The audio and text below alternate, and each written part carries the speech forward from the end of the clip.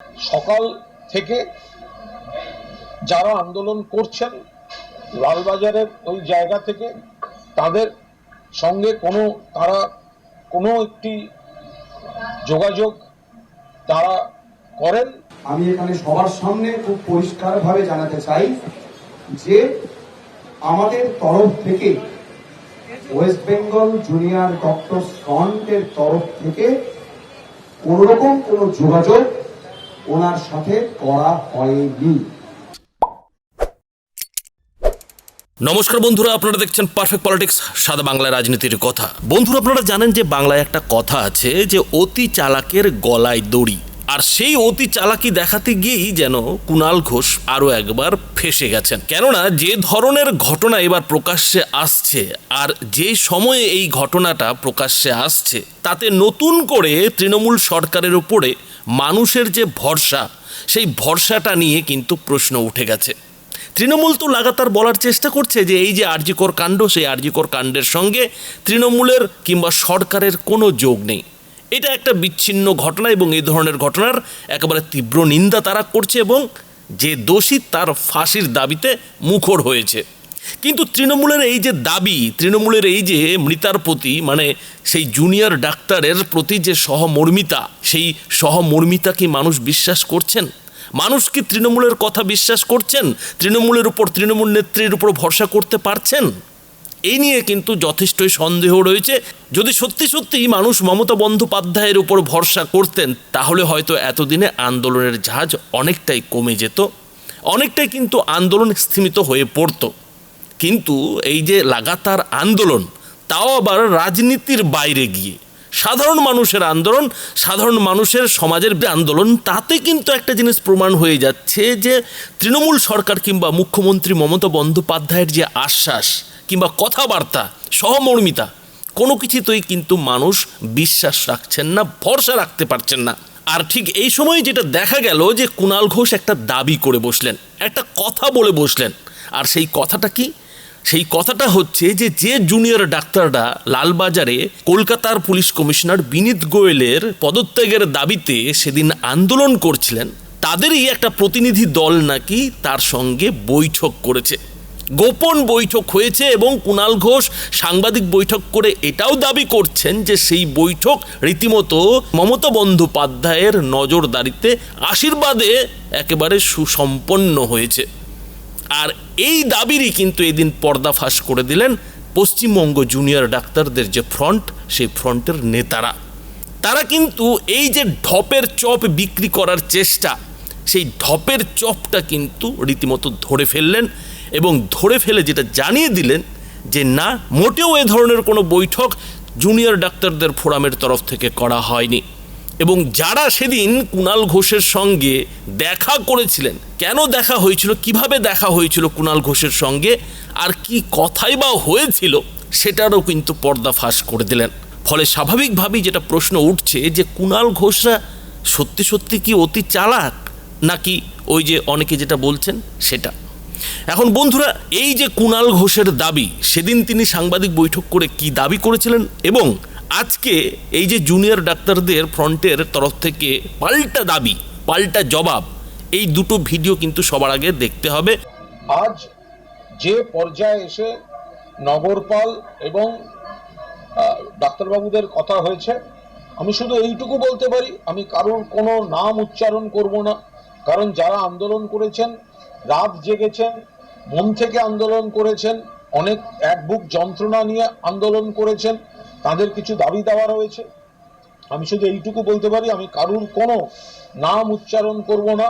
আমি এইটুকু বলতে পারি, সকাল থেকে যারা আন্দোলন করছেন লালবাজারের ওই জায়গা থেকে তাদের সঙ্গে তারা কোনো একটি যোগাযোগ তারা করেন এবং পরবর্তীকালে অত্যন্ত মানবিক দৃষ্টিভঙ্গিতে, সংবেদনশীল মন নিয়ে মাননীয় মুখ্যমন্ত্রীও গোটা বিষয়টির টাচে ছিলেন এবং শেষ পর্যন্ত আমাদের যিনি নগরপাল রয়েছেন তার সঙ্গে জুনিয়র ডাক্তারদের যে প্রতিনিধি দল আলোচনার মধ্যে দিয়ে আজকে ওই এলাকার ধর্ণা কর্মসূচি আপাতত ওখানে শেষ হয়েছে বলে তারা জানিয়েছেন। যারা আন্দোলন করছিলেন তাদের আন্দোলনের যৌক্তিকতা, আন্দোলনের যন্ত্রণা, তার সঙ্গে আমরাও পুরোদস্তুর সহমর্মী। তারা রাজপথে থেকেছেন, রাত জেগেছেন, কষ্ট করেছেন, যন্ত্রণার বহিঃপ্রকাশ দেখিয়েছেন। পাশাপাশি সকাল থেকে তাদেরই তরফে যোগাযোগ ছিল এবং সেখানে সংবেদনশীল মনোভাব দেখিয়েছেন যথারীতি মাননীয় মুখ্যমন্ত্রী, এবং শেষ পর্যন্ত এই গোটা বিষয়টা আপাতত একটি বৈঠক সেখানে হয়েছে এই পর্যন্তই। যেটা জানানোর সেটা হচ্ছে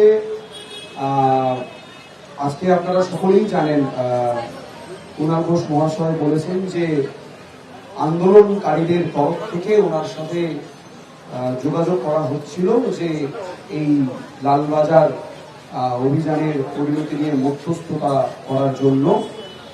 আমি এখানে সবার সামনে খুব পরিষ্কারভাবে জানাতে চাই যে আমাদের তরফ থেকে ওয়েস্ট বেঙ্গল জুনিয়র ডক্টর ফ্রন্টের তরফ থেকে কোনোরকম কোনো যোগাযোগ ওনার সাথে করা হয়নি। তাই এই বিষয়টা খুব পরিষ্কার হওয়ার প্রয়োজন করা থাকে। আমাদের এই আন্দোলন সম্পূর্ণ অরাজনৈতিক এবং অরাজনৈতিক ছিল, আসে, থাকবে।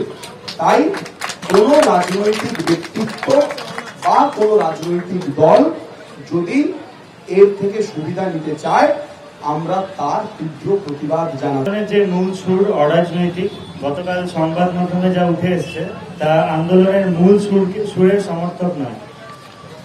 গতকাল একটি সংবাদ মাধ্যমে আমাদের ছবি দেখানো হয়েছে এই বলে যে আমরা আন্দোলনকারীদের প্রতিনিধি হিসেবে মধ্যস্থতা করতে এসেছি। এটা মিথ্যে। আমরা WBJDF এর প্রতিনিধি হিসেবে যাইনি এবং WBJDF এর অনুমতি নিয়েও যাইনি।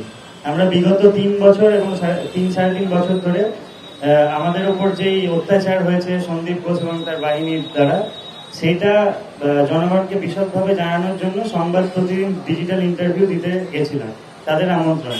তারাই আমাদেরকে আমন্ত্রণ করেছিল। সেখানে কোইন্সিডেন্টালি কুণাল ঘোষ মহাশয়ের সাথে দেখা হয় এবং উনি ডেকে নিয়ে আলেখ্যতে করেন। আমরা কোনোভাবেই WBJDF এবং আন্দোলনকারীদের প্রতিনিধি হিসেবে মধ্যস্থতা করতে যাইনি। লালবাজার অভিযান এবং তার পরিণতি নিয়ে কোনরূপ আলোচনা আমাদের মধ্যে। বন্ধুরা, আপনারা দেখলেন যে কুণাল ঘোষ যখন প্রেস কনফারেন্স করছেন, সাংবাদিক বৈঠক করছেন, তখন কিন্তু একেবারে বেশ আমতা জুনিয়র ডাক্তারদের যে কলকাতার পুলিশ কমিশনার বিনীত গোয়েলের পদত্যাগের দাবিতে যে বিক্ষোভ, অনড় থাকা, শিরদাঁড়া সোজা রাখা, সেটার কিন্তু খুব প্রশংসা করছেন। মানে প্রশংসা করে একেবারে ভরিয়ে দিচ্ছেন, মুখে আর প্রশংসা ধরছে না। একটা কথা তিনি বারবার বলে যাচ্ছেন, জুনিয়র ডাক্তারদের একেবারে তেল মাখিয়ে যাচ্ছেন, আচ্ছা করে তেল মাখিয়ে যাচ্ছেন। আর তেল মাখাতে একটা জায়গায় এক সাংবাদিকের তরফে যখন প্রশ্ন করা হলো যে জুনিয়র ডাক্তাররা নাকি আপনার সঙ্গে বৈঠক করেছে, জুনিয়র ডাক্তারদের প্রতিনিধি নাকি আপনার সঙ্গে বৈঠক করেছে, তার উত্তর দিতে গিয়ে কুণাল ঘোষ যেটা বললেন যে আবারও সেই যথারীতি প্রশংসা করলেন প্রথমে, এবং প্রশংসা করার পর আমি কিন্তু কারো নামে কিছু বলবো না, এই সেই নানা রকমের কথা আমতা এদিক ওদিক করতে একটা মানে কোনো মতো করে সেই কোষ্ঠকাঠিন্য রুগী যেমন বাথরুমে কমোডে বসে হালকা হয়, ঠিক সেই রকম করেই কুণাল ঘোষ কথাটা বললেন যে এই জুনিয়র ডাক্তারদের প্রতিনিধি দলের সঙ্গে নাকি একটা বৈঠক হয়েছে এবং সেই বৈঠক যথারীতি তৃণমূল নেত্রী মমতা বন্দ্যোপাধ্যায়ের তত্ত্বাবধানে হয়েছে। এখন কুণাল ঘোষের এই যে দাবি, স্বাভাবিকভাবেই এই দাবির উপর সংবাদ মাধ্যমে খবর হয়েছে, খবর হওয়ারই কথা। কেননা জুনিয়র ডাক্তাররা একদিকে কলকাতার পুলিশ কমিশনার বিনীত গোয়েলের পদত্যাগের দাবিতে অনড় থাকছেন, তাকেই তার হাতে তার পদত্যাগের দাবি লালবাজারে গিয়ে ধরিয়ে আসছেন, লোহার ব্যারিকেড শিরদাঁড়া দিয়ে ভেঙে ফেলছেন, শিরদাঁড়া সোজা রাখছেন, আর সেই জুনিয়র ডাক্তারদেরই একটা প্রতিনিধি দল তলে গিয়ে একেবারে কুণাল ঘোষদের সঙ্গে বৈঠক করে নিল। এটা তো বড় খবর। কেননা এর মানেই তো তাহলে এই যে জুনিয়র ডাক্তারদের আন্দোলন, সেই আন্দোলন কোথাও একটা ফিকে পড়ার সম্ভাবনা তৈরি হচ্ছে, কোথাও একটা সরকারের সঙ্গে আলাপ আলোচনা যাওয়ার একটা পথ তৈরি হচ্ছে। কিন্তু জুনিয়র ডাক্তাররা তো বাইরে অন্য কথা বলছেন।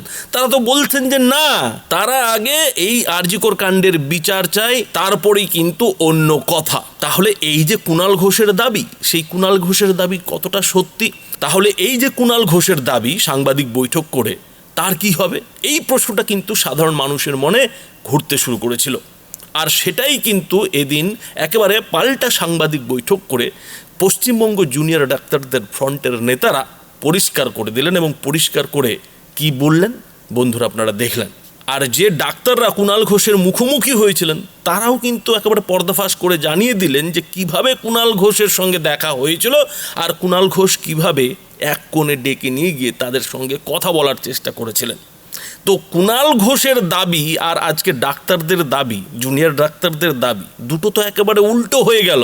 আর এইখানে কিন্তু কুণাল ঘোষ ধরা খেয়ে গেলেন যে তিনি কিভাবে পুরো ব্যাপারটাকে ঘুরিয়ে একেবারে অন্য আরেকটা জিনিস বানিয়ে দেওয়ার চেষ্টা করছিলেন। আর ঠিক এই জায়গাটাতেই যেটা প্রশ্ন উঠছে যে যখন মানুষের একটা অবিশ্বাস সরকারের উপরে, মানে তৃণমূল সরকারের উপরে, মুখ্যমন্ত্রী মমতা বন্দ্যোপাধ্যায়ের কথার উপরে কাজ করছে, একটা অবিশ্বাসের বাতাবরণ তৈরি হয়ে গেছে এই তৃণমূল সরকারের উপরে আরজিকর কাণ্ডকে কেন্দ্র করে, তখন এই যে কুণাল ঘোষের এই ঢপটা মারা এই সময়ে কি খুব জরুরি ছিল? অনেকেই কিন্তু এই প্রশ্নটা তুলছেন। জুনিয়র ডাক্তারদের প্রতিনিধি দলের সঙ্গে বৈঠক হয়েছে, জুনিয়র ডাক্তারদের সঙ্গে গোপন বৈঠক হয়েছে, এই কথাটা বলা কি জরুরি ছিল কুণাল ঘোষের? কিন্তু এরপরেও কুণাল ঘোষের মতো লোকেরা তো থামার পাত্র নন, তারা এরপরেও থামতে রাজি নন। এবং এদিন কালকে যেহেতু সুপ্রিম কোর্টে এই আরজিকর মামলার আবার শুনানি রয়েছে, তো তার আগে আবার সিবিআইকে তিনি হুঁশিয়ারি দিয়ে বসে রয়েছেন। আর হুঁশিয়ারি দিতে গিয়ে তিনি কি বলেছেন বন্ধুরা, সেটাও দেখুন। সিবিআই আগামীকাল অর্থাৎ 5ই সেপ্টেম্বর সুপ্রিম কোর্টে স্পষ্টভাবে জানাক, এক, কলকাতা পুলিশ যাকে ধরেছিল সঞ্জয় রায় ধর্ষণ এবং খুনে, সে একাই ছিল না একাধিক ব্যক্তি ছিল। পয়েন্ট নাম্বার 2, এই ঘটনা ধর্ষণ এবং খুন এটা একটা বিচ্ছিন্ন পৈশাচিক নারকীয় কুৎসিত ঘটনা, নাকি কোনো চক্র অন্য কোনো কারণে এই ঘটনাটা ঘটিয়েছে। পয়েন্ট নাম্বার 3, যদি সিবিআই কোর্টে বলে যে প্রথমে তথ্য প্রমাণ লোপাটের জন্য প্লেস অফ অকারেন্সে বিকৃতি ঘটানো হয়েছে বলে আমরা তদন্ত এগোতে পারছি না, সেক্ষেত্রে তাদের স্পষ্ট তথ্য দিয়ে জাস্টিফাই করতে হবে যে কেন তারা এই কথা বলছে। এবং 4, যদি তারা এটা জাস্টিফাই করতে পারে যে প্লেস অফ অকারেন্সে প্রাথমিক বিকৃতির জন্য তাদের তদন্ত এগোতে পারছে না, তাহলে সেই প্লেস অফ অকারেন্স কাদের কাদের দায়িত্বে ছিল, তাদের বিরুদ্ধে সিবিআই ব্যবস্থা কেন নেয়নি এবং কি ব্যবস্থা নিতে চলেছে, এটাও খুব স্পষ্টভাবে জানাতে হবে। জাস্টিস ডিলেড মানে জাস্টিস ডিনাইড। করাপশন চার্জে সন্দীপ প্লাস 3 জন অ্যারেস্ট হয়েছে, অভিযোগ থাকলে উচ্ছন্নে যাক, কিন্তু মূল যে ঘটনা এই নির্যাতিতার ধর্ষণ এবং খুন, সেই মামলার দ্রুত ফয়সালা সিবিআইকে করতে হবে এবং আগামীকাল কোর্টে মূলত এই 4টে পয়েন্ট নিশ্চিতভাবে তাদের ক্লিয়ার করতে হবে। বন্ধুরা শুনলেন, কুণাল ঘোষ এই সিবিআইয়ের বিরুদ্ধে কালকে যে সুপ্রিম কোর্টে আরজিকর মামলার শুনানি, সে নিয়ে 4 দফা দাবি তুলেছেন। এখন কুণাল ঘোষের এই যে দাবি, এই দাবিগুলো শোনার পর অনেকেই যেটা বলছেন যে এই সুপ্রিম কোর্টে রাজ্য সরকারের হয়ে কপিল সিব্বলের মতো আইনজীবীকে সরিয়ে দিয়ে তো এই কুণাল ঘোষকেই আইনজীবী হিসেবে দাঁড় করিয়ে দেওয়া ভালো, তাহলে তো ইনি সিবিআইকে আচ্ছা মতো কোশ্চেন করতে পারবেন, ভালো যুক্তি দিতে পারবেন। শুধু শুধু কোটি কোটি টাকা খরচা করে ওই কপিল সিব্বলের মতো আইনজীবীকে দিয়ে সুপ্রিম কোর্টে তিনি আবার আরজিকর মামলায় লড়তে গিয়ে একবার হেসে ফেলে বিতর্কেও জড়িয়েছেন, তো তাকে সরিয়ে দিয়ে কুণাল ঘোষদের মতো লোকেদের, তৃণমূলীদের দাঁড় করিয়ে দিলেই তো ব্যাপারটা অনেকটাই সল্টে যায়, সিবিআই চাপে পড়ে যায়। কিন্তু কুণাল ঘোষ আসলে সিবিআইকে চাপে ফেলার জন্য এই কথাটা, এই দাবিগুলো করেছেন, 4 দফা দাবি তুলেছেন, নাকি এর পেছনে অন্য খেলা রয়েছে? আসলে বন্ধুরা, রাজনৈতিক বিশ্লেষকরা যেটা বলছেন যে এই যে কুণাল ঘোষের মতো তৃণমূল নেতারা, তারা বেশ বুঝতে পারছেন যে তৃণমূলের কোনো হাতিয়ারই কাজ করছে না, তৃণমূল নেত্রীর সমস্ত হাতিয়ারই ভোতা হয়ে যাচ্ছে, রাস্তায় নেমে পড়লেও লোকে বিশ্বাস করছে না। এই আরজিকর কাণ্ড নিয়ে তিনি যাই বলছেন সে নিয়ে কেউই বিশ্বাস করছে না, অন্তত প্রতিবাদে বিক্ষোভে যারা সামিল হয়েছেন তারা তো বিশ্বাসই করছেন না। ফলে এই জায়গায় দাঁড়িয়ে যেভাবে প্রতিবাদের আগুন দপদপ করে জ্বলছে, তাতে তৃণমূলের নেতারা মহা ফ্যাসাদে ফেসে আছেন। তৃণমূল কর্মী সমর্থকদেরও একেবারে মনোবল ভেঙে গেছে, প্রায় মাথা নিচু হয়ে গেছে। এই জায়গায় দাঁড়িয়ে নেত্রী আবার ফোঁস করতে বলেছেন। তো যারা নেত্রীর সেই নির্দেশকে একেবারে দেববাণী বলে মনে করেন, দেবতার বাণী বলে মনে করেন, তো তাদের তো ফোঁস করতে হবে। ফলে কুণাল ঘোষও তার মতো করে ফোঁস করেছেন, কিন্তু তাতেও কুণাল ঘোষ যেন বাপুরাম সাপুরের সেই সাপের মতো কাণ্ড করে বসছেন। বন্ধুরা, এ বিষয়ে আপনাদের কি মতামত তা অবশ্যই এই ভিডিওটির নিচে কমেন্ট বক্সে লিখে জানাবেন। ধন্যবাদ।